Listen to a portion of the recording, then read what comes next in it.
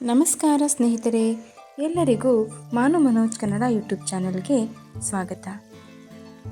ಈ ವಿಡಿಯೋದಲ್ಲಿ ಗೌರಿ ಗಣೇಶ ಹಬ್ಬಕ್ಕೆ ಮನೆಯಲ್ಲೇ ಅರಿಶಿಣದ ಗೌರಿಯನ್ನು ಹೇಗೆ ಸುಲಭವಾಗಿ ನಾವು ತಯಾರಿಸಬಹುದು ಅಂತ ತಿಳ್ಕೊಳ್ಳೋಣ.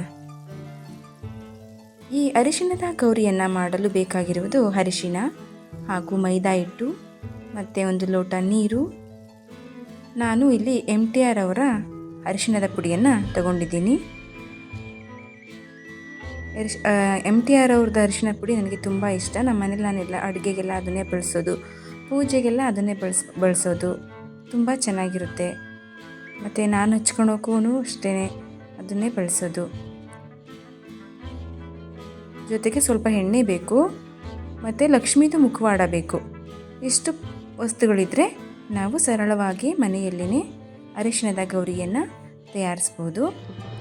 1 ಬಟ್ಟಲು ಅರಿಶಿಣದ ಪುಡಿ ತೋರಿಸ್ತಾ ಇದ್ದು ಆವಾಗಲೇ ಹಾಕಿದ್ನಲ್ಲ, ಅದರಲ್ಲಿ ಇನ್ನೊಂದು ತೋರಿಸ್ತೀನಿ. ನೀವು ಯಾವ ಬಟ್ಟಲಿನಲ್ಲಿ ತಗೊಳ್ತೀರೋ ಅದರಲ್ಲಿ 1 ಬಟ್ಟಲು ಫುಲ್ಲು ಅರಿಶಿಣದ ಪುಡಿ, ಅದೇ ಬಟ್ಟಲಿನಲ್ಲಿ ಅರ್ಧ ಬಟ್ಟಲು ಮೈದಾ ಹಿಟ್ಟು ತಗೊಂಡು ಎರಡನ್ನೂ ಮಿಕ್ಸ್ ಮಾಡಬೇಕು ಚೆನ್ನಾಗಿ. ಈ ಅರಿಶಿಣದ ಗೌರಮ್ಮನನ್ನು ಮಾಡಿದ್ರೆ ನಮಗೆ ಪರಿಸರ ಸ್ನೇಹಿಯಾಗಿಯೂ ಇರುತ್ತೆ. ಹಾಗೆ ನಮಗೆ ಅದನ್ನು ವಿಸರ್ಜನೆ ಮಾಡೋಕ್ಕೂ ತುಂಬ ಸುಲಭವಾಗುತ್ತೆ. ಮನೆಯಲ್ಲೇ ನೀರಿನಲ್ಲಿ ಆಚೆ ಒಂದು ಕೊಳಗದಲ್ಲೋ ಒಂದು ಪಾತ್ರೆಯಲ್ಲೋ ವಿಸರ್ಜನೆಯನ್ನು ಮಾಡ್ಕೋಬಹುದು. ಅರಿಶಿಣದಲ್ಲಿ ಎಷ್ಟು ಒಳ್ಳೆ ಗುಣಗಳಿವೆ, ರೋಗ ನಿರೋಧಕ ಶಕ್ತಿ ಇದೆ. ಅರಿಶಿಣವನ್ನು ನಾವು ಯೂಸ್ ಮಾಡಬೇಕು ಅಂತ ಹೇಳ್ತೀವಿ. ನಾವು ಪ್ರತಿನಿತ್ಯ ಅಡುಗೆಯಲ್ಲಿ ಇಷ್ಟು ಪ್ರಮಾಣ ಅರಿಶಿಣವನ್ನು ಬಳಸಿದ್ರೆ ತುಂಬ ಒಳ್ಳೆಯದು. ನಮ್ಮ ದೇಹಕ್ಕೂ ಪ್ರತಿನಿತ್ಯ ಇಷ್ಟು ಪ್ರಮಾಣದಲ್ಲಿ ಅರಿಶಿಣ ಬೇಕಾಗುತ್ತೆ. ಅದು ಹೆಚ್ಚು ಆಗಬಾರ್ದು, ಕಡಿಮೆಯೂ ಆಗಬಾರ್ದು. ಈ ರೀತಿ ಸಮ ಪ್ರಮಾಣದಲ್ಲಿ ಮೈದಾ ಹಿಟ್ಟು ಮತ್ತು ಅರಿಶಿಣದ ಪೌಡರ್ನ ಮಿಕ್ಸ್ ಮಾಡಿದ್ಮೇಲೆ ಅದನ್ನು ಸ್ವಲ್ಪವೇ ನೀರು ಹಾಕ್ಕೊಂಡು ನಿಧಾನವಾಗಿ ಕಲಿಸ್ತಾ ಬರಬೇಕು. ನೀರನ್ನು ನೋಡಿಕೊಂಡು ಸ್ವಲ್ಪವೇ ಹಾಕಬೇಕು. ಒಂದು ಸ್ವಲ್ಪ ಹೆಚ್ಚಾಗೋದ್ರೂ ಅರಿಶಿಣ ಶಾರ್ಟೇಜ್ ಬರುತ್ತೆ. ಅದು ಅರಿಶಿಣ ಶಾರ್ಟೇಜ್ ಆಗೋದು, ಮೈದಾ ಹಿಟ್ಟು ಜಾಸ್ತಿ ಆಗೋದು, ಆ ರೀತಿ ಎಲ್ಲ ಆದರೆ ನೀಟಾಗಿ ಕೂರಲ್ಲ ದೇವಿ, ನೀಟಾಗಿ ಅಂಟಲ್ಲ ಹಿಟ್ಟು ಒಂದಕ್ಕೊಂದು. ಅದಕ್ಕೋಸ್ಕರ ನೋಡಿಕೊಂಡು ಸ್ವಲ್ಪನೇ ಯೂಸ್ ಮಾಡಿ. ರೋಸ್ ವಾಟರ್ ಯೂಸ್ ಮಾಡ್ಬೋದು, ಅದಕ್ಕೆ ಸ್ವಲ್ಪ ಹಾಲನ್ನು ಯೂಸ್ ಮಾಡ್ಬೋದು. ಹಾಲನ್ನ ಯೂಸ್ ಮಾಡಿದ್ರೆ ಬೇಗ ಬೂಸ್ಟ್ ಬರುತ್ತೆ, ಅದಕ್ಕೆ ನಾನು ಹಾಲನ್ನ ಯೂಸ್ ಮಾಡಿಲ್ಲ.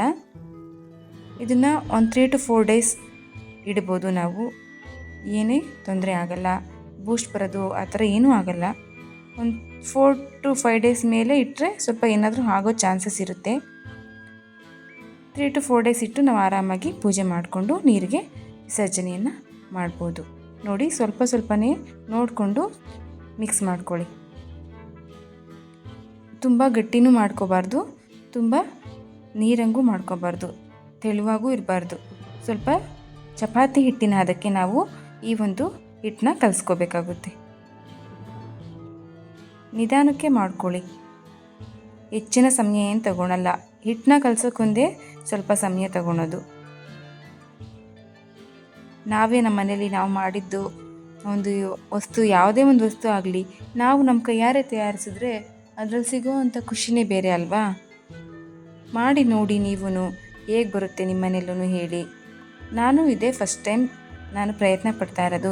ಚೆನ್ನಾಗಿ ಬಂದಿರೋದಕ್ಕೋಸ್ಕರ ನಿಮ್ಮ ಜೊತೆ ಹಂಚ್ಕೊಳ್ಳೋಣ ಅಂತ ನಾನು ಈ ವಿಡಿಯೋಸ್ನ ಅಪ್ಲೋಡ್ ಮಾಡ್ತಾಯಿದ್ದೀನಿ. ನಿಮಗೆ ಇಷ್ಟ ಆದರೆ ದಯವಿಟ್ಟು ಶೇರ್ ಮಾಡಿ, ಸಬ್ಸ್ಕ್ರೈಬ್ ಮಾಡ್ಕೊಳ್ಳಿ ಮತ್ತು ಕಮೆಂಟ್ ಮಾಡಿ. ಈ ರೀತಿ ಹಿಟ್ಟನ್ನ ಚೆನ್ನಾಗಿ ಕಲಿಸ್ಕೋಬೇಕು.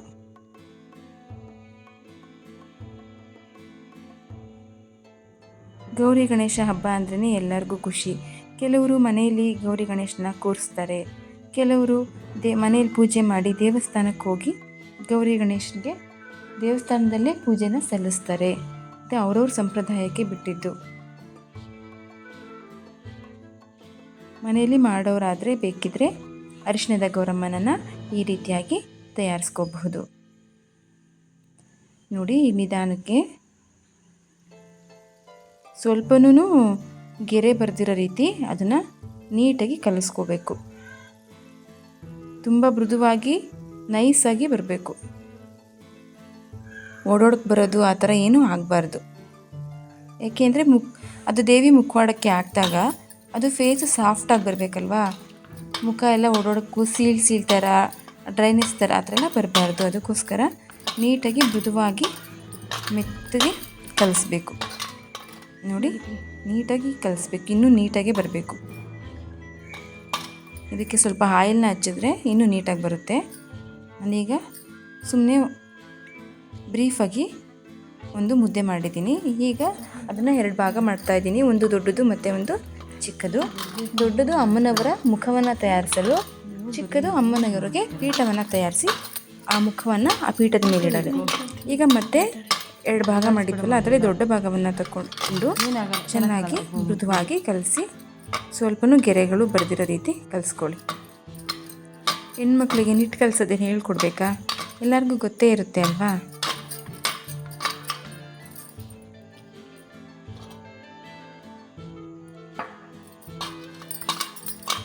ಆ ರೀತಿ ಸ್ವಲ್ಪ ಗೆರೆ ಏನಾದರೂ ಬಂದರೆ ಸ್ವಲ್ಪ ನೀರನ್ನ ಹಾಕ್ಕೊಂಡು ಈ ರೀತಿ ನಾವು ಮುದ್ದೆ ಮಾಡೋ ರೀತಿ ಕಲಿಸ್ಕೊಂಡ್ರೆ ಚೆನ್ನಾಗಿ ಬರುತ್ತೆ. ನೋಡಿ, ಎಷ್ಟು ಸಾಫ್ಟಾಗಿ ಬಂದಿದೆ.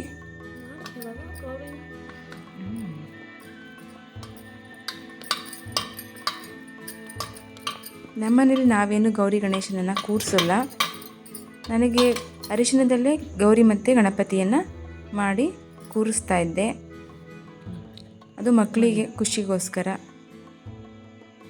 ನಾವೇನು ಆಚೆಯಿಂದ ತಂದು ಕೂರಿಸೋಲ್ಲ, ಮನೇಲೇ ಅರಿಶಿನದ ಗೌರಿ ಮತ್ತು ಗಣಪತಿನ ಕೂರಿಸೋದಷ್ಟೇ. ಈ ವರ್ಷ ಈ ರೀತಿ ಗೌರಮ್ಮನನ್ನು ಮಾಡ್ತಾಯಿದ್ದೀನಿ. ಹೇಗೆ ಬರುತ್ತೆ ಅಂತ ನೋಡಿ ಹೇಳಿ. ಎಲ್ಲರ ಮನೇಲೂ ವರಮಹಾಲಕ್ಷ್ಮಿದು ಮುಖವಾಡ ಇದ್ದೇ ಇರುತ್ತೆ ಅಲ್ವಾ. ಅದೇ ಮುಖವಾಡನ ತಗೊಂಡು ಆ ಮುಖವಾಡಕ್ಕೆ ನಾವು ಮಾಡಿಟ್ಕೊಂಡಿದ್ದಂಥ ಅರಿಶಿನದ ಮುದ್ದೆಯನ್ನು ಹಾಕಬೇಕು. ಹಾಕೋದಕ್ಕಂತೂ ಮುಂಚೆ ಅದಕ್ಕೆ ಮುಖವಾಡಕ್ಕೆ ಎಣ್ಣೆಯನ್ನು ಹಾಕಿ ಚೆನ್ನಾಗಿ ಸ್ಪ್ರೆಡ್ ಮಾಡ್ಕೋಬೇಕು. ಎಣ್ಣೆ ಹಾಕಿದ್ರೆ ಮುಖ ಶೈನಿಂಗಾಗಿ ಸಾಫ್ಟಾಗಿ ಬರುತ್ತೆ. ಆಮೇಲೆ ಎಲ್ಲೂ ಡ್ರೈನೆಸ್ ಕಾಣಿಸಲ್ಲ. ಆಮೇಲೆ ಒಡೆದಿರೋ ಥರ ಗೆರೆ ಆ ಥರ ಎಲ್ಲ ಏನೂ ಕಾಣಲ್ಲ. ಆಮೇಲೆ ಹಾಗೆಲ್ಲ ಹಿಂದೆ ಎಲ್ಲ ಬರ್ತಿತ್ತಲ್ಲ ಮುಖವಾಡ, ಆ ಕಡೆ ಈ ಕಡೆ ಈ ಥರ ಒಂಥರ ಅದಕ್ಕೆ ಕಟ್ಟೋಕ್ಕೆ ಏನೂ ಸಪೋರ್ಟಂಗೆ ಇರ್ತಿರ್ಲಿಲ್ಲ. ಆ ಕಡೆ ಈ ಕಡೆ ಸ್ಟೀಲ್ ಥರ ಇದು ಬರುತ್ತಲ್ಲ, ಉದ್ದಕ್ಕೆ ಕಡ್ಡಿ ಥರ ಬರೋದು ಬೆಳ್ಳಿ ಇದರಲ್ಲೇನೆ. ಈಗ ಬರೋದ್ರಲ್ಲೆಲ್ಲ ಆ ಕಡೆ ಈ ಕಡೆ ರೌಂಡ್ ಥರ ಕೊಟ್ಬಿಟ್ಟು ಅದಕ್ಕೇ ನಾವು ಥ್ರೆಡ್ನ ಅಟ್ಯಾಚ್ ಮಾಡಿ ಕಾಯಿಗೆ ಮುಖವಾಡಕ್ಕೆ ಹಾಕಬೇಕಾಗುತ್ತೆ. ನಮ್ಮನೇಲಿರೋದು ಇದೇ ರೀತಿ ಥರದ್ದು. ಇದು ಸ್ವಲ್ಪ ಕಷ್ಟ ಆಗುತ್ತೆ, ಯಾಕೆಂದರೆ ತೆಗಿಬೇಕಾದ್ರೆ ಕಿವಿ ಹತ್ರ ಎಲ್ಲ ಕಿತ್ತೋಗುತ್ತೆ. ಅದಕ್ಕೋಸ್ಕರ ಹಳೆ ಕಾಲದ್ದು ಇರ್ತಲ್ಲ, ಆ ಕಡೆ ಈ ಕಡೆ ಕಂಬಿ ಥರ ಇರೋದು ಕಳ್ಸಕ್ಕೆ ಹಾಕೋ ಥರ, ಆ ಥರದ್ದಾದರೆ ಏನು ಕಿತ್ತೋಗಲ್ಲ, ಚೆನ್ನಾಗಿ ಬರುತ್ತೆ. ಆಮೇಲೆ ಅರಿಶಿನ ಮುಖವಾಡದ ಪೂರ್ತಿನೂ ಹಚ್ಚಬಾರ್ದು. ಮುಖವಾಡದ ಪೂರ್ತಿ ಹಚ್ಚಿದ್ರೆ ಆ ಮುಖವಾಡ ಯಾವ ರೀತಿ ಕಾಣುತ್ತೆ ಅಂದರೆ ವರಮಹಾಲಕ್ಷ್ಮಿ ಅಮ್ಮನವ್ರ ಮುಖವಾಡ ಥರ ಕಾಣಿಸುತ್ತೆ. ಅದಕ್ಕೆ ಏನು ಮಾಡಬೇಕು, 2 ಸ್ಟೆಪ್ನ ನಾವು ಬಿಟ್ಟು, ಕಿರೀಟದ 2 ಸ್ಟೆಪ್ ಮೇಲ್ಗಡೆ ಇರುತ್ತಲ್ಲ ಆ ಸ್ಟೆಪ್ನ ಬಿಟ್ಟು ಮೇಲ್ಗಡೆ 2 ಸ್ಟೆಪ್ಪು, ಹಣೆಯಿಂದ ಮೇಲ್ಗಡೆ 2 ಸ್ಟೆಪ್ ಇರುತ್ತಲ್ಲ ಅಷ್ಟಕ್ಕೆ ಮಾತ್ರ ನಾವು ಅರಿಶಿನ ಸ್ಪ್ರೆಡ್ ಮಾಡ್ಕೋಬೇಕು. ಸ್ಪ್ರೆಡ್ ಮಾಡಿಕೊಂಡು ನಿಧಾನವಾಗಿ ನಾವು ಅದನ್ನು ಪ್ರೆಸ್ ಮಾಡ್ಕೊಂಡು ಬರಬೇಕು. ಏಕೆ ಅಂದರೆ ಒಳಗಡೆ ಹೋಗಿ ಅದ್ರ ಶೇಪ್ ಬರಬೇಕಲ್ವ ಮುಖವಾಡೋದು. ಅದಕ್ಕೋಸ್ಕರ ನಾವು ನೀಟಾಗಿ ಸ್ಪ್ರೆಡ್ ಮಾಡಿಕೊಂಡು ನೀಟಾಗಿ ಚೆನ್ನಾಗಿ ಅದನ್ನು ಪ್ರೆಸ್ ಮಾಡಬೇಕು. ಎಲ್ಲ ಕಡೆ ನೋಡಿಕೊಂಡು ಶೇಪ್ ಎಲ್ಲ ನೀಟಾಗಿ ಮಾಡ್ಕೊಳ್ಳಿ. ನಮ್ಮದು ಸ್ವಲ್ಪ ಆ ಕಡೆ ಈ ಕಡೆ ಆಗೋ ಚಾನ್ಸಸ್ ಇದೆ, ಯಾಕೆಂದರೆ ಆ ಕಡೆ ಈ ಕಡೆ ನಮಗೆ ದಾರ ಕಟ್ಟೋಕ್ಕೆ ಅಂತ ಹೋಲ್ ಥರ ಕೊಟ್ಟಿದ್ದಾರಲ್ವ, ಅದನ್ನು ನಾವು ತೆಗಿಬೇಕಾದ್ರೆ ಸ್ವಲ್ಪ ನನ್ನ 3 ಸಲಿನ ಇದು 4th ಟೈಮ್ ಚೆನ್ನಾಗಿ ಬಂದಿದ್ದು. ಫಸ್ಟ್ ಟೈಮ್ ಸ್ವಲ್ಪ ಕಿತ್ತೋಯ್ತು, ತಡಿ ಚೆನ್ನಾಗಿ ಬಂದಿಲ್ವಲ್ಲ ಅಂತ ಇನ್ನೊಂದು ಸಲ ನೋಡಿ ಟ್ರೈ ಮಾಡೋಕ್ಕೆ ಹೋದೆ. ಆಗ 2nd ಟೈಮ್ 3rd ಟೈಮ್ ಇನ್ನೂ ಚೆನ್ನಾಗೇ ಬರಲಿಲ್ಲ. 4th ಟೈಮ್ ಸ್ವಲ್ಪ ಚೆನ್ನಾಗಿ ಬಂತು. ಕಿವಿ ಹತ್ರ ಸ್ವಲ್ಪ ಕಿತ್ತೋಯ್ತು, ನೋಡಿ ಕಾಣಿಸ್ತಾ ಇದೆ ಆ ಕಡೆ ಈ ಕಡೆ. ಆಮೇಲೆ ನಾನು ಮೂಗ್ನತ್ತನ್ನು ತೆಗ್ದಿರಲಿಲ್ಲ, ನಂದು ಚಿಕ್ಕದಿದ್ದು, ತೆಗೆದ್ರೆ ಹಾಕೋಕ್ಕೆ ಕಷ್ಟ ಆಗುತ್ತೆ ಅಂತ ನಾನು ತೆಗಿಲಿಲ್ಲ, ಹಂಗೆ ಮ್ಯಾನೇಜ್ ಮಾಡೋಣ ಅಂತ. ಅದು ಸ್ವಲ್ಪ ಮೂಗಿದ್ರೆ ಸ್ವಲ್ಪ ಇದಾಯಿತು, ಅದು ನನಗೆ ಆಯಿಲ್ ಮಾಡೋದಕ್ಕೆ ಸರಿ ಹೋಯಿತು. ನೋಡಿ ಗೌರಮ್ಮ ಎಷ್ಟು ಚೆನ್ನಾಗಿ ಕಾಣಿಸ್ತಾ ಇದ್ದಾರೆ ಅಂತ. ಆ ಕಡೆ ಈ ಕಡೆ ಸೈಡ್ಸ್ ಎಲ್ಲ ಏನಾದರೂ ಸ್ವಲ್ಪ ಕಿತ್ತೋಗಿರೋ ಥರ ಡ್ಯಾಮೇಜ್ ಆಗಿರುತ್ತೆ, ಏನಾದರೂ ಆಗಿದ್ದರೆ ಕೈಯಲ್ಲಿ ಸ್ವಲ್ಪ ಆಯಿಲ್ ಹಚ್ಕೊಂಡು ನಿಧಾನ ಪ್ರೆಸ್ ಮಾಡಿದ್ರೆ ಅದು ಚೆನ್ನಾಗಿ ಕೂತ್ಕೊಳ್ಳುತ್ತೆ. ಇನ್ನೊಂದು ನಾವು ಮುದ್ದೆ ಮಡಗಿದ್ವಲ್ಲ ಅರಿಶಿನದ್ದು, ಅದನ್ನು ಪೀಠದ ಥರ ಮಾಡಿಕೊಂಡು ಅದ್ರ ಮೇಲೆ ಅರಿಶಿನದ ಗೌರಮ್ಮನನ್ನು ಪ್ರತಿಷ್ಠಾಪನೆ ಮಾಡಿದ್ದೀನಿ.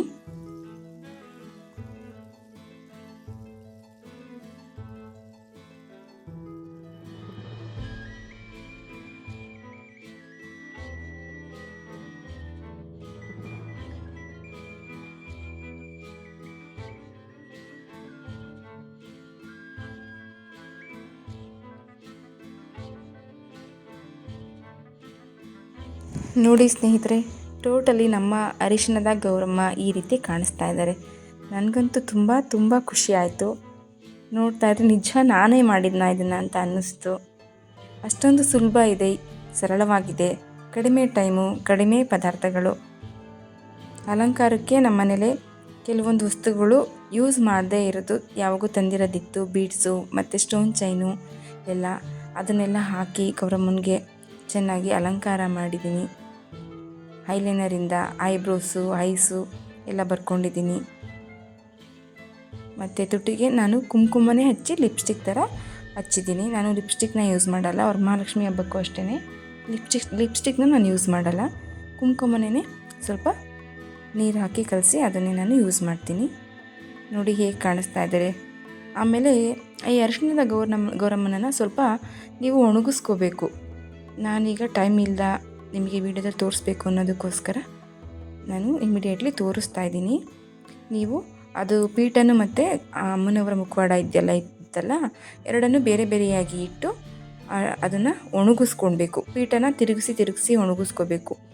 ಆಮೇಲೆ ಸ್ವಲ್ಪ ಏನಾದರೂ ಬೀಳೋ ಥರ ನಿಮ್ಗೆ ಅನಿಸಿದ್ರೆ ಸ್ಟಿಕ್ ಇರುತ್ತಲ್ಲ, ಟೂತ್ ಪಿಕ್ಕು, ಅದನ್ನು ಎರಡೂ ಕಡೆ ಮುಂಚೆನೇ ಹಸಿ ಇದ್ದಾಗೇನೆ ಪೀಠಕ್ಕೆ ಹೋಲ್ ಮಾಡಿಕೊಂಡು ಮತ್ತು ಅಮ್ಮನವರ ಮುಖವಾಡಕ್ಕೆ ಹಿಂದೆಯಿಂದ ಹೋಲ್ ಮಾಡಿಕೊಂಡು ಅದನ್ನು ಇಡ್ಬೋದು. ನಾನೇನು ಟೂತ್ ಪಿಕ್ ಯೂಸ್ ಮಾಡಿಲ್ಲ, ಹಾಗೆ ಇಟ್ಟಿದ್ದೀನಿ.